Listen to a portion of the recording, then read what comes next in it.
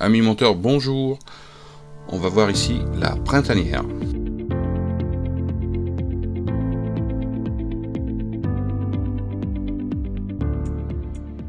Alors on va monter cette mouche avec, je dirais, 3 composants, tout simple. On va prendre en premier, il faut bien choisir son cul de canard. Donc moi ce que je vous conseille c'est de prendre du cul de canard de très grande taille, comme le Swiss CDC en Ultra Select ou le cul de canard de chez AB-Fly en CDC XL. Ensuite, vous allez avoir besoin d'une peau d'écureuil de chez AB-Fly.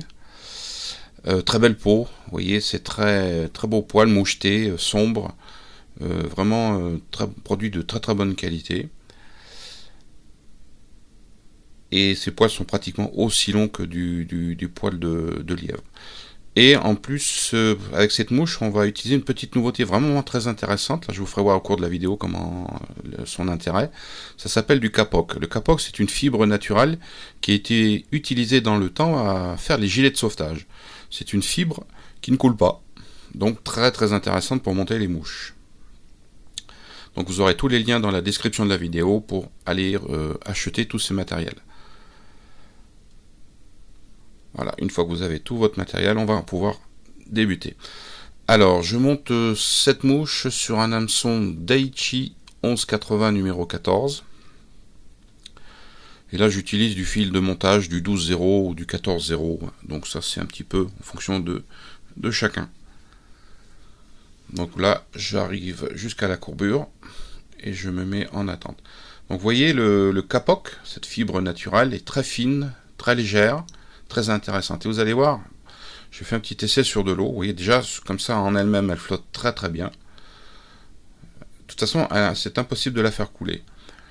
Donc, je vais bien l'imbiber d'eau, enlever toutes les bulles, essayer d'enlever toutes les bulles. Vous voyez, hop, ça remonte. C'est vraiment très intéressant comme produit. Donc là, j'appuie dessus pour vraiment enlever toute l'air. Vous la plongez au fond, vous voyez à la vitesse que ça remonte. Donc pour moi ça c'est un excellent produit pour monter des mouches. Donc vous prenez une petite mèche et vous allez faire un dubbing loop. Voilà, vous faites un ou deux tours autour de la boucle pour bien l'insérer et avec le fil de montage vous allez revenir à peu près au niveau de l'œillet. Vous allez prendre votre twister préféré, bien sûr, parce que en fonction de chacun, le twister n'est pas le même. Moi c'est celui que j'utilise. Twister rapide, vous le mettez en attente dans la boucle et vous introduisez votre mèche à l'intérieur de la boucle. Voilà. Et une fois que c'est bien placé, vous torsadez avec le twister. Alors il ne faut pas trop torsader, il ne faut pas que ça soit trop serré. Et là vous commencez les enroulements. Donc vous prenez bien votre temps pour bien démarrer. L'important c'est de bien démarrer. Ah, là c'est pas bon, on va revenir un tout petit peu, voilà un petit cran. Et vous voyez, si vous avez un étau rotatif, c'est assez rapide, et vous faites des enroulements très réguliers. Donc avec le fil de montage, vous allez revenir au niveau du dubbing du kapok, et le bloquer. Donc vous pouvez en mettre un petit peu plus, un petit peu moins, donc ça c'est un petit peu en fonction de vos goûts. Mais avec ce dubbing, je pense que la flottaison va être parfaite. Donc on coupe l'excédent, on fait une petite base entre le dubbing et l'œillet, un petit peu régulière.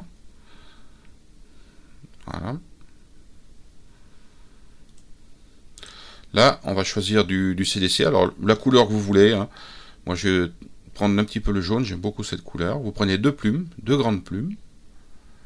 Donc vous les mettez l'une sur l'autre, vous les retournez, vous les attrapez par la pointe, et vous allez tirer les fibres. Il faut bien les tenir, et vous allez tirer les fibres en arrière pour pouvoir les mettre perpendiculaires par rapport au rachis. Et là on va les prélever tout doucement. On prend une toute petite partie. Moi comme si je les enroulais comme une feuille de papier. Et quand j'arrive au bout, j'arrache. Donc bien les regrouper. Donc vous voyez les petites barbules qui à l'extrémité, ça nous intéresse pas, on va couper. Et voilà, notre touffe de cul de canard est prête à être attachée sur l'hameçon. Donc vous mettez juste au niveau de l'œillet, bien serré. Alors il faut laisser dépasser le cul de canard de l'œillet. Faut mettre un tout petit peu, qu'il soit un tout petit peu plus sur l'avant. Et voilà, avec votre ongle, vous mettez un petit coup d'ongle et vous écartez pour faire une sorte de toit de V. Mais comme vous avez quand même une certaine quantité de cul de canard, ce qu'il faut faire, c'est desserrer, dérouler et enrouler une autre fois. Comme ça, vous allez bien comprimer et bien serrer. Voilà. Donc, vous voyez, ça fait un joli petit V en toit. C'est ce que je recherche. Donc, on a notre petit toupet de CDC juste au-dessus de l'œillet.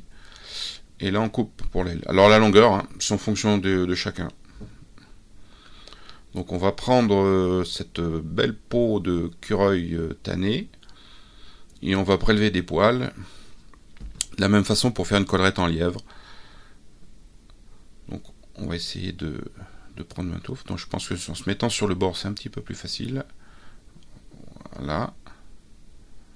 Et on coupe au ras de la peau. Faut avoir le maximum de longueur. Donc j'attrape par la base. Je vérifie, vous voyez, les pointes sont très bien alignées. Donc là, je vais les reprendre par la pointe. Et je vais tout doucement enlever la bourre et tout ce qui est de surplus en dessous. Ça, on ne jette pas. Moi, je vous conseille, c'est de le garder, d'en faire un petit tas. Et puis vous pouvez le mélanger et faire du dubbing, c'est parfait. Là, on va reprendre par la base.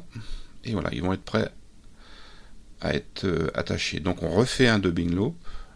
Voilà, un ou deux tours autour pour bien le fermer. On prend son twister favori.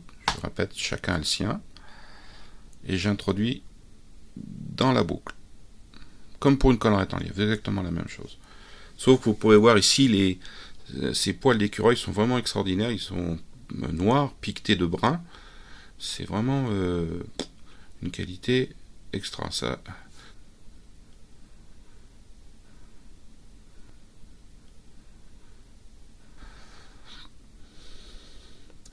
On va couper un petit peu la base. Et là, on va torsader.